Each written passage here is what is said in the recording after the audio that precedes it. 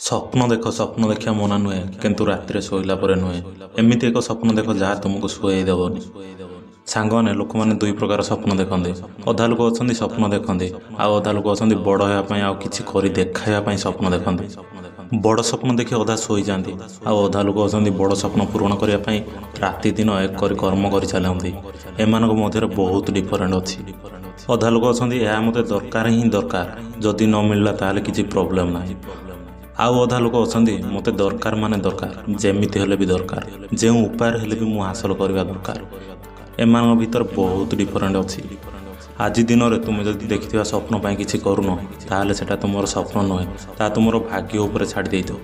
ତୁମକୁ ତାହା ମିଳିଲେ ବି କିଛି ପ୍ରୋବ୍ଲେମ୍ ନାହିଁ, ନ ମିଳିଲେ ବି କିଛି ପ୍ରୋବ୍ଲେମ୍ ନାହିଁ। ତୁମ ଭାଗ୍ୟ ଉପରେ ତୁମେ ନିର୍ଭରଶୀଳ। 80%ରୁ ଅଧିକ ଲୋକ ଅଛନ୍ତି ତାଙ୍କର କିଛି ଡ୍ରିମ୍ ନାହିଁ, କିଛି ଗୋଲ୍ସ ନାହିଁ। ଏହି କାରଣ ଯୋଗୁଁ 8% ଲୋକ ହିଁ ସକ୍ସେସଫୁଲ୍ ହୋଇପାରନ୍ତି, ଆଉ 1% ଲୋକ ହାଇଲି ସକ୍ସେସଫୁଲ୍ ହୋଇପାରନ୍ତି। ଆପଣଙ୍କ ଜୀବନରେ ପ୍ରତ୍ୟେକ ସିଚୁଏସନ୍ ଆଉ ପ୍ରତ୍ୟେକ ପରିସ୍ଥିତିରେ ଯେଉଁଥିପାଇଁ ତୁମେ ସଂଘର୍ଷ କରୁଛ, ତାହା ଭିତରେ ଗୋଟେ ଅପରଚ୍ୟୁନିଟି ଲୁଚି ରହିଛି। ଯେଉଁମାନେ ସୁଯୋଗ ଦେଖିପାରନ୍ତି ସେମାନେ ଆଗକୁ ଚାଲିଯାଆନ୍ତି, ଯେଉଁମାନେ ଦେଖିପାରନ୍ତି ନାହିଁ ସେମାନେ ସେଠାରେ ହିଁ ରହିଯାଆନ୍ତି। ଆମେ ସମସ୍ତେ ସାରା ସ୍ୱପ୍ନ ଦୁନିଆରେ ବଞ୍ଚୁଛନ୍ତି। ତୁମର ସ୍ୱପ୍ନ ପୂରା କରିବା ପାଇଁ ତୁମେ ପ୍ରସ୍ତୁତ ହୋଇଯାଅ। ସାରା ଦୁନିଆକୁ ଦେଖ, ନିଜ ସ୍ୱପ୍ନ ପୂରା କରିବା ପାଇଁ ଲୋକମାନେ କ'ଣ ସବୁ କରୁଛନ୍ତି, କେଉଁ ଲେବୁଲ୍ ପର୍ଯ୍ୟନ୍ତ ସେମାନେ ଯାଉଛନ୍ତି। ଯେଉଁମାନେ ଲାଇଫ୍ରେ କିଛି କରିପାରନ୍ତି ନାହିଁ, ତାଙ୍କ ସ୍ୱପ୍ନ ପାଇଁ କିଛି କରିପାରନ୍ତି ନାହିଁ, ତାଙ୍କର ଦୁଇଟି ବଡ଼ କାରଣ ଥାଏ। ଗୋଟେ ହେଲା ତାଙ୍କର ଫେଲ୍ ହେବା ପାଇଁ ଡର, ଆଉ ଗୋଟେ ହେଲା ତାଙ୍କର ଇଗୋ। ଗୋଟେ କଥା ପ୍ରଥମରୁ ଫିକ୍ସ ଯେ ବିନା ଫେଲ୍ ହୋଇ କେହି କେବେ ସକ୍ସେସ୍ ହୋଇପାରନ୍ତି ନାହିଁ। ତାହେଲେ ତୁମ ମନରେ ଏତେ ଡର କାହିଁକି? ଏମିତି ଗୋଟେ ଲୋକ ଯାହା ବିଷୟରେ ମୁଁ ଆଜି କହିବାକୁ ଚାହୁଁଛି, ଯେ କି 4th କ୍ଲାସ୍ରେ 2 ଥର ଫେଲ୍, 8th କ୍ଲାସ୍ରେ 3 ଥର ଫେଲ୍, ଗ୍ରାଜୁଏସନ୍ରେ 5 ଥର ଫେଲ୍, 30ଟି ଜବ୍ ଇଣ୍ଟରଭ୍ୟୁରେ ରିଜେକ୍ଟ, KFC ଜବ୍ ଇଣ୍ଟରଭ୍ୟୁରେ 24ରୁ 23 ଜଣଙ୍କର ସିଲେକ୍ସନ୍ ହେଲେ ତାଙ୍କ ଜଣଙ୍କର ହିଁ ସିଲେକ୍ସନ୍ ହୋଇପାରେ ନାହିଁ। ତାପରେ ସେ ଗୋଟେ ପୋଲିସରେ ଭର୍ତ୍ତି ହେବା ପାଇଁ ଯାଆନ୍ତି।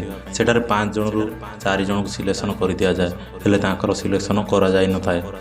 ତାପରେ ସେ ଗୋଟେ ଜବ୍ ଇଣ୍ଟରଭ୍ୟୁ ପାଇଁ ଯାଆନ୍ତି। ସେତେବେଳେ ତାଙ୍କ ସହ ତାଙ୍କର ଗୋଟେ ଫ୍ରେଣ୍ଡ ଥାଏ, ଯାହାର କି ତାଙ୍କଠୁ କମ୍ ମାର୍କ ଥାଏ। ତାଙ୍କ ସାଙ୍ଗର ସିଲେକ୍ସନ୍ ହୋଇଯାଏ, ହେଲେ ତାଙ୍କର ହୋଇପାରେନି। ଏମିତି ଲାଗୁଥିଲା କି ତାଙ୍କ ଜୀବନରେ ଫେଲ୍ ହେବା ଛଡ଼ା ଆଉ କିଛି ନାହିଁ। ତାଙ୍କ ଲାଇଫ୍ରେ ଫେଲ୍ ଏଗେନ୍ ଆଣ୍ଡ ଏଗେନ୍। ଏତେ ଥର ଫେଲ୍ ହେଲା ପରେ ବି ସେ କେବେ ପଛଘୁଞ୍ଚା ଦେଇନଥିଲେ। ଆଜି ଆମେମାନେ ସେ ମଣିଷକୁ ଜାଣିଛନ୍ତି, ଚାଇନାର ଇ-କମର୍ସ କମ୍ପାନୀ Alibaba.comର ଫାଉଣ୍ଡର ଜ୍ୟାକ୍ ମା। ଏତେ ଥର ଫେଲ୍ ହେଲା ପରେ ଯଦି ସେ ଚାଇନାର ସବୁଠାରୁ ଧନୀ ଲୋକ ହୋଇପାରନ୍ତି, ତାହେଲେ ତୁମେ କାହିଁ ନୁହେଁ? ମୋତେ ଲାଗୁନି ଆପଣମାନେ କେବେ ଏତେ ଥର ଫେଲ୍ ହୋଇଥିବେ ବୋଲି। ଅନ୍ୟ କେହି ହୋଇଥିଲେ ଗିଭ୍ ଅପ୍ କରିଦେଇଥାନ୍ତା। ଯଦି ତୁମେ ଫେଲ୍ ହୋଇଗଲ ତାହେଲେ କିଛି ଟେନସନ୍ ନାହିଁ। ଫେଲ୍ ହୋଇଗଲେ ଏକ୍ସପିରିଏନ୍ସ ଆଉ ଲର୍ଣ୍ଣିଂ ମିଳିଥାଏ, ଆଉ ସେ ଏକ୍ସପିରିଏନ୍ସ ଆଉ ଲର୍ଣ୍ଣିଂରେ ସକ୍ସେସ୍ ମିଳିଥାଏ।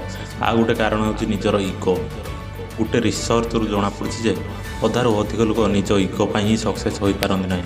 ଯଦି ଆପଣ କିଛି ଛୋଟ କାମ କରିବାକୁ ପଡ଼ୁଛି ତାହେଲେ କରିଚାଲ। ପ୍ରଧାନମନ୍ତ୍ରୀ ମୋଦି ଚା ବିକୁଥିଲେ, ଆମେରିକାର ପୂର୍ବତନ ରାଷ୍ଟ୍ରପତି ଆବ୍ରାହମ ଲିଙ୍କନ ଜୋତା ପଲିସ କରୁଥିଲେ, ଆମ୍ବାନୀ ପେଟ୍ରୋଲ ପମ୍ପରେ କାମ କରୁଥିଲେ। ଆଶା ବଡ଼ ରଖ, ବଟ୍ ଆରମ୍ଭ ଛୋଟରୁ କର।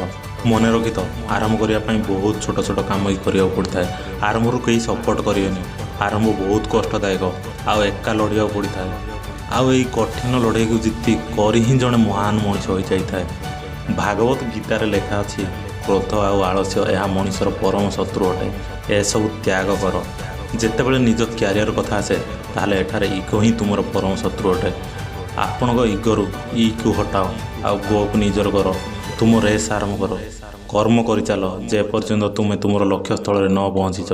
ସାଙ୍ଗମାନେ, ଆଜି ପାଇଁ ଏତିକି। C U again. ରହିଲି, ଟାଟା, ବାଏ ବାଏ, ନମସ୍କାର।